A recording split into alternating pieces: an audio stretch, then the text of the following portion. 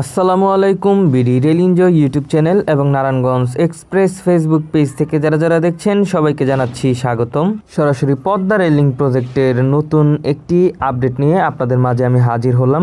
আজকের আপডেটে আপনাদের কিছু গুরুত্বপূর্ণ কথা বলবো, তাই ভিডিওটি না টেনে পুরোপুরি দেখবেন। এখনও যারা বিডি রেল এনজয় ইউটিউব চ্যানেলটি সাবস্ক্রাইব করেননি অবশ্যই বিডি রেল এনজয় ইউটিউব চ্যানেলটি সাবস্ক্রাইব করে দেবেন। নারায়ণগঞ্জ এক্সপ্রেস ফেসবুক পেজ থেকে দেখে থাকলে অবশ্যই নারায়ণগঞ্জ এক্সপ্রেস ফেসবুক পেজটি ফলো করে দিবেন।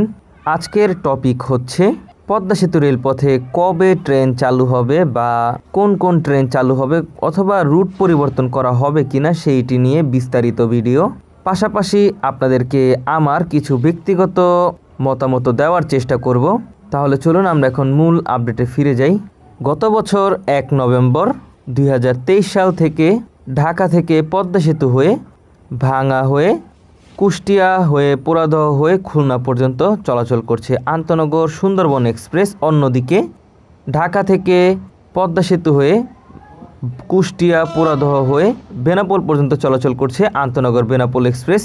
এখন আপনারা দেখতে পাচ্ছেন বেনাপোল থেকে ছেড়ে আসা পোড়াদহ হয়ে কুষ্টিয়া হয়ে পদ্মা সেতু হয়ে ঢাকাগামী বেনাপোল এক্সপ্রেস।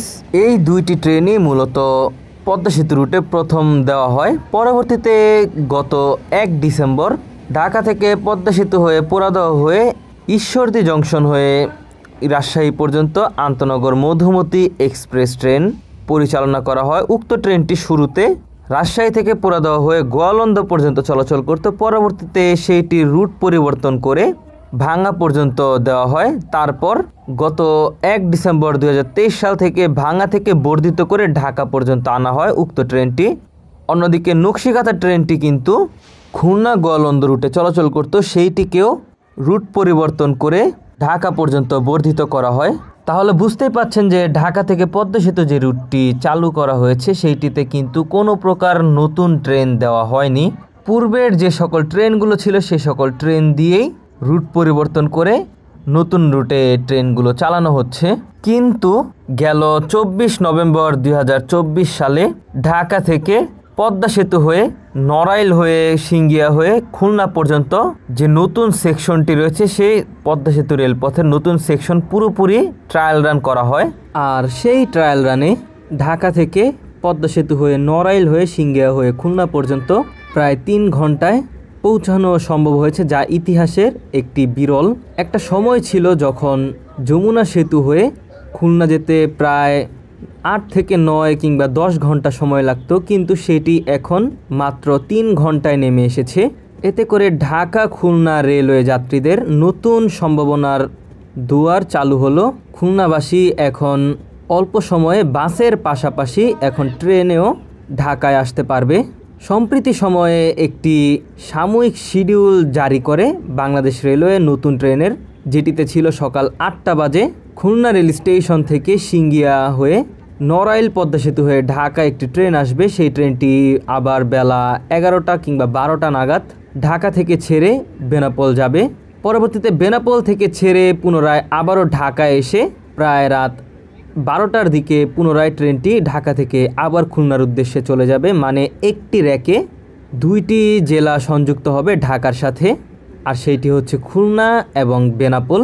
আর সেইটি করা হলে অবশ্যই বেনাপোল যশোর কিংবা খুলনা রুটের যাত্রীদের সবচেয়ে বেশি ভালো হবে, কারণ তাদের বর্তমানে প্রায় 7 থেকে 8 ঘন্টা লেগে যাচ্ছে বেনাপোল এক্সপ্রেস কিংবা সুন্দরবন এক্সপ্রেস ট্রেনে করে যেতে।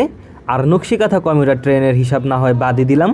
এত সময় আপনাদের যে ট্রেনের শিডিউলটি বললাম এটি হচ্ছে পদ্মা সেতুর রুটের একেবারে নতুন একটি ট্রেন সার্ভিস নিয়ে বাংলাদেশ রেলওয়ের প্রকাশিত একটি শিডিউল।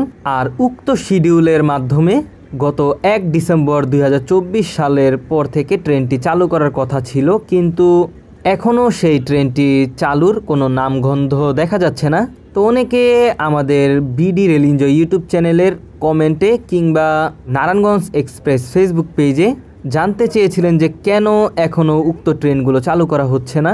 সর্বশেষ তথ্য আমরা যা পেয়েছি যে ক্রু বা লোকোমাস্টার কিংবা ট্রেন চালক সংকটের কারণে উক্ত রুটে নতুন কোনো ট্রেন সার্ভিস চালু করা যাচ্ছে না।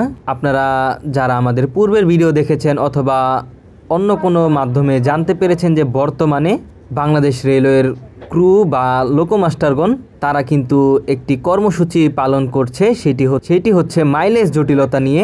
তো মাইলেজ নিয়ে আমাদের ভিডিও রয়েছে, চাইলে আপনি সেইটি দেখে আসতে পারেন আমাদের ভিডি রেল এনজয় ইউটিউব চ্যানেলে।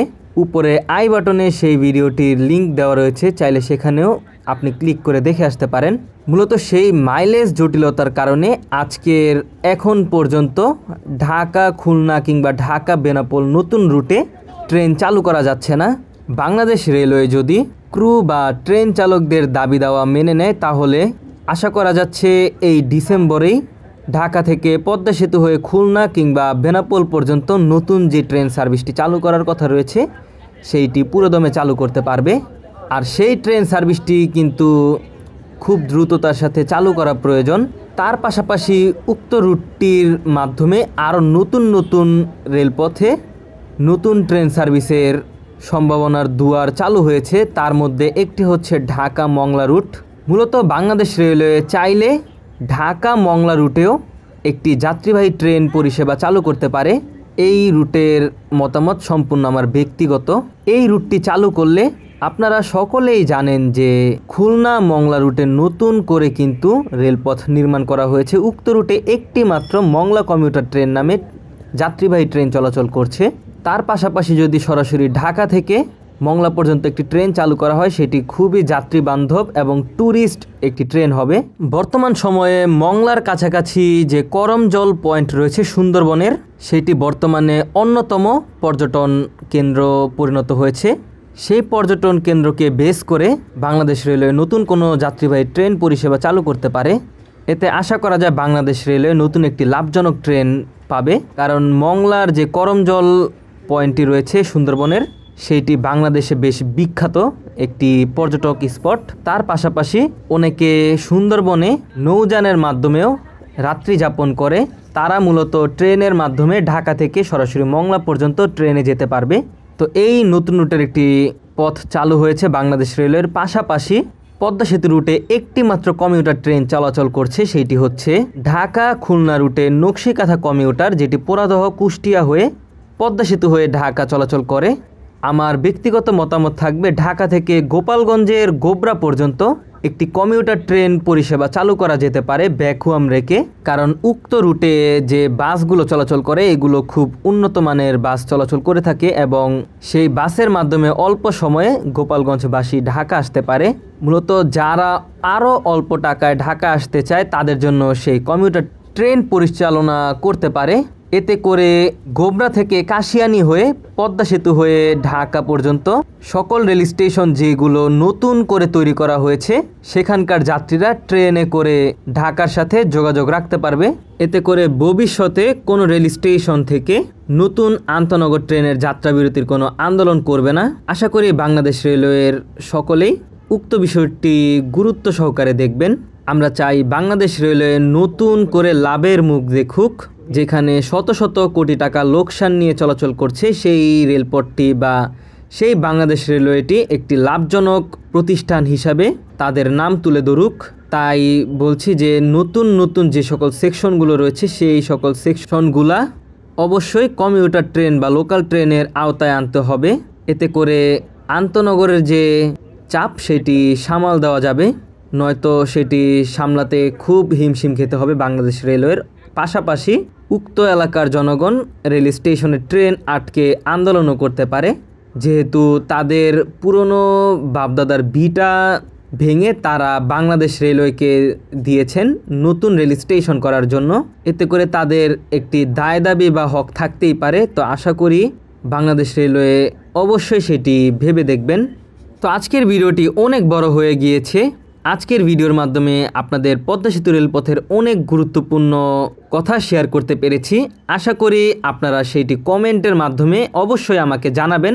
পাশাপাশি নতুন কোনো ট্রেন চালুর সম্ভাবনার দুয়ার যদি চালু করা যেতে পারে তাহলে অবশ্যই সেটিও কমেন্টের মাধ্যমে জানাবেন। আর সব থেকে বড় কথা হচ্ছে যে বাংলাদেশ রেলওয়ে বর্তমানে ব্রডগেজ কোচ প্রয়োজন এবং মিটার গেজ কোচের পাশাপাশি লোকোমোটিভও প্রয়োজন, সেটিও খুব দ্রুততার সাথে ক্রয় করতে হবে বাংলাদেশ রেলওয়ের। তো আজকের ভিডিও এই পর্যন্তই। আজকের ভিডিওতে পদ্মা সেতু নিয়ে আপনাদের গুরুত্বপূর্ণ কিছু আলোচনা পেশ করেছি, পাশাপাশি আপনাদের বেনাপোল এক্সপ্রেস ট্রেনে ভ্রমণ করে দেখিয়েছি।